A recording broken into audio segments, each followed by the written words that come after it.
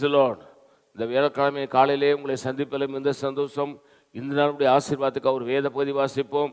அது யோசுவாவின் புஸ்தகம் 5ஆம் அதிகாரம் 9வது வசனம்.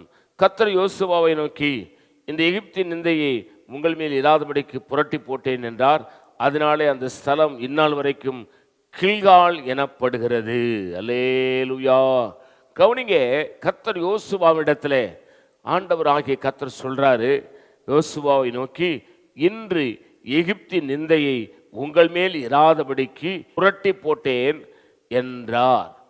கவனிங்க, இஸ்ரவேல் மக்கள் எகிப்தின் அடிமைத்தனத்துக்குள்ளே இருந்தார்கள். அவர்களை ஒரு ஆளோட்டியலை போல பார்வோன் அவர்களை நடத்தி சிறுமைப்படுத்தி கொண்டிருந்தான். அவர்கள் அடிமைகளாக இருந்தார்கள்.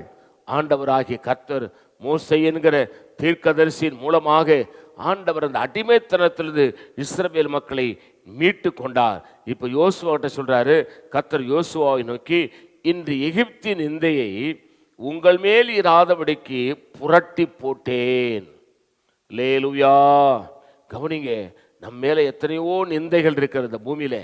நம்ம ஒரு தவறு செய்ய மாட்டோம். நம்மளை வசை மாறி பேசுவார்கள், குற்றங்களை சொல்வார்கள், குறைகளை சொல்வார்கள், நம்மளை அவமதிப்பார்கள், நம்மளை வேதனைப்படுத்துவார்கள், நம்மளை பரியாசம் பண்ணுவார்கள்.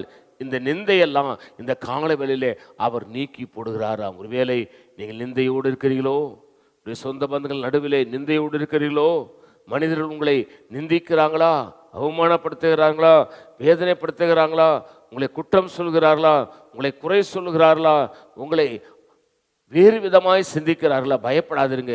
அந்த நிந்தையை இந்த காலை வேளையிலே கர்த்தருடைய ஆவியானவர் புரட்டி போட்டார் என்பதை நீங்கள் மறந்து விடாதீர்கள்.